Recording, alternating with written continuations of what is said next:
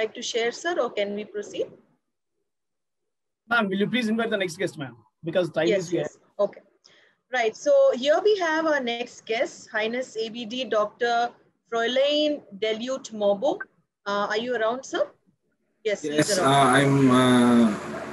Do you hear me? Am I audible? Yes, you are audible and very much visible as well. Thank you so much, sir. All over to you. We are looking forward to enable the share screen because I'm going to share my PowerPoint presentation. Yes, our host will do those slides in a moment. Thank you. Raja Rao, sir, I think you will need to do that because I am,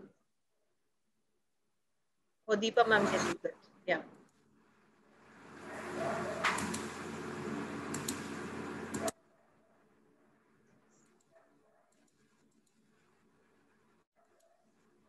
So good evening, everyone. So this is from the, I'm Dr. Froilan Delute Mobo from the Republic of the Philippines. So I'm going to discuss about the transforming our food systems to transform our world. So the United Nations member states have committed to a comprehensive, integrated, and universal transformation, which is the agenda is a people-centered and based on human rights and social justice. So achieving the sustainable development goals cannot happen without ending the hunger and malnutrition and without having sustainable and resilient. So climate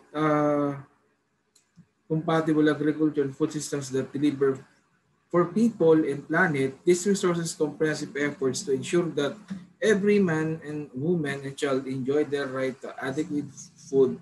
So women are empowered and priorities given to family farming force. So the Zero Hunger Challenge was launched by the United Nations in 2012. So its vision reflects 5 elements within the Sustainability Development Goals, which taken from together can end hunger, eliminate all forms of malnutrition, builds inclusive and sustainable food system. So when talking about hunger, the only acceptable number is 0. So in order to achieve this goal is we have to propose 5 elements, which is 0 stunted children less than 2 years, 100% access to adequate food all year round, and all food systems are sustainable, and then 100% increase in smallholder productivity income, then 0 loss or waste of food. And of course, on the part of the international human rights movement, which is for the Philippines, it was founded this year. So what is the mission statement of this? So this group was registered last April 30 in the Philippines. So it was registered in the Security Exchange Commission. So the mission statement of the group is working to strengthen and support all nations' capacity engaged in sustainability development through educational access, relief programs, ecological and bioethical reflections and actions, while taking into consideration the traditional and social cultural values of each nation. And one part of that is the IHRM Philippines in action to zero hunger is that we have implemented programs that would be able to aid. For example, we have the feeding program that we have conducted last March. So we have the following programs that we did. And then part of that to have a global change is because recently we have a problem here in the Philippines, particularly in Subic Sambal. So the IHRM Philippines responds to non-water supply in Subic Sambal. So we made a petition letter to the local water utilities administration in Manila.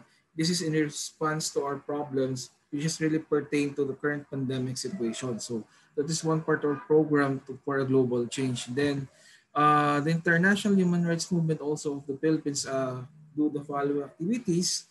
And then we also be doing webinars in protection of the constitution rights in this pandemic and other related other areas that would be able to attain the sustainability development and goals. So that would be the last part of my presentation. So thank you and good evening. Thank you very much, Dr. Froilan Mobo. I think that was wonderful.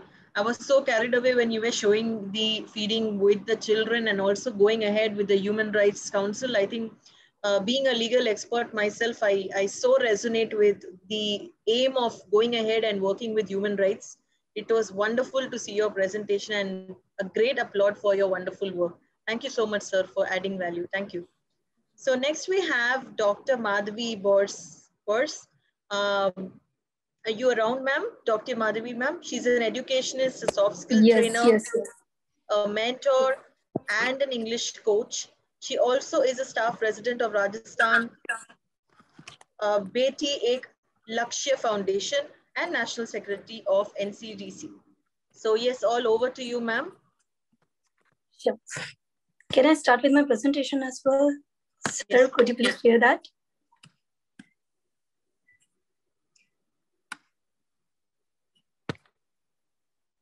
Is it shared? I can't see on the screen actually. Yes, ma'am, it comes.